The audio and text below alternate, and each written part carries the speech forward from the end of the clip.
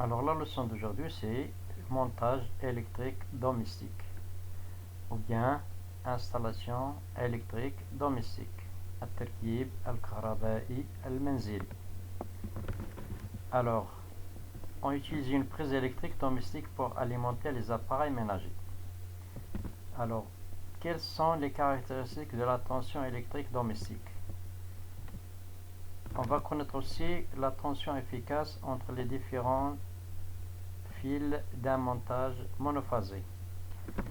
Et on va savoir comment est distribué le courant à domicile.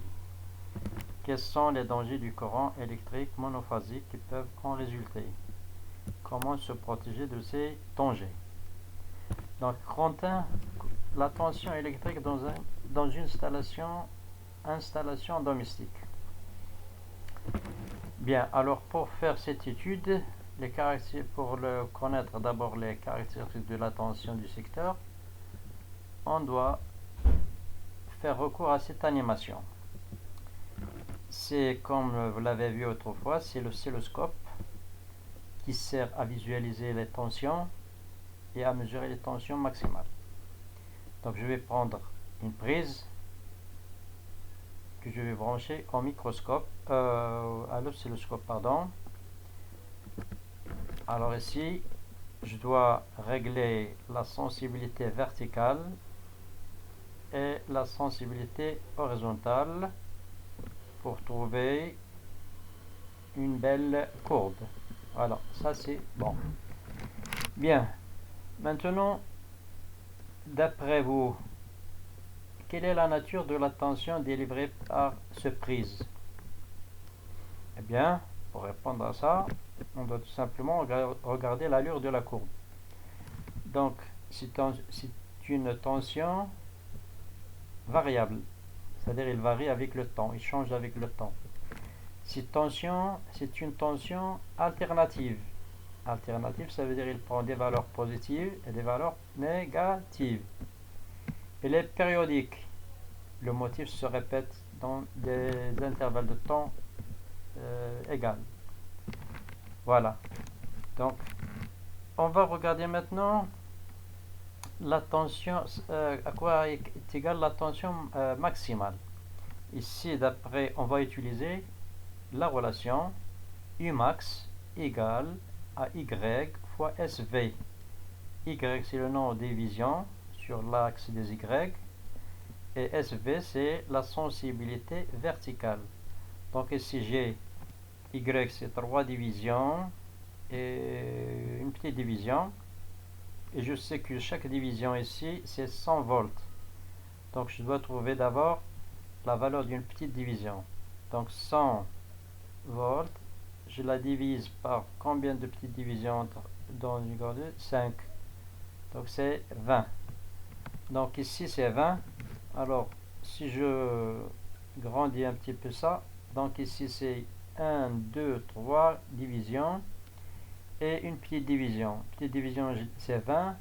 Donc 100, 200, 320 et quelque chose, je prendrai 325 à peu près. Bien, 325 volts. Et maintenant je vais brancher le voltmètre, pardon, pour regarder la tension efficace. Donc voilà, le sélecteur doit se trouver dans V alternatif, donc ici. Donc je trouve ici 230 volts. Donc ici c'est 230 volts, c'est la tension efficace. Et la tension maximale c'est 300 à peu près 25 ou bien 26 volts. Alors on savait qu'il y a une relation entre la tension maximale et la tension efficace qui est égale, lorsqu'on divise la tension maximale sur la tension efficace, on doit trouver à peu près racine de 2 qui est égale à 0,24. Donc j'ai dit ici 326 ou bien 25, 325 que je vais diviser ici par 230. Voilà, donc c'est 1,41, donc c'est racine de 2. Racine de 2. Voilà, c'est ça les caractéristiques de la tension du secteur domestique. Donc la tension maximale c'est à peu près 325 volts. On a utilisé la relation Y fois SV. La tension efficace c'est 230. On a utilisé directement le voltmètre. La période T. Alors pour la période T, ici on a SH, c'est 5000 secondes. Ici on a combien de divisions dans la période? On a 4. Donc 4 fois 5, ça va donner 20 000 secondes. Donc je convertis en secondes, c'est 0,02 secondes. Pour la fréquence, je sais qu'il y a une relation entre la fréquence et la période.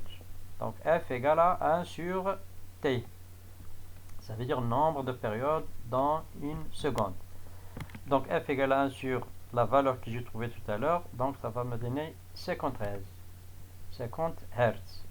Donc en conclusion, la tension du secteur est, c'est-à-dire la tension du courant domestique qu'on utilise chez nous dans nos maisons.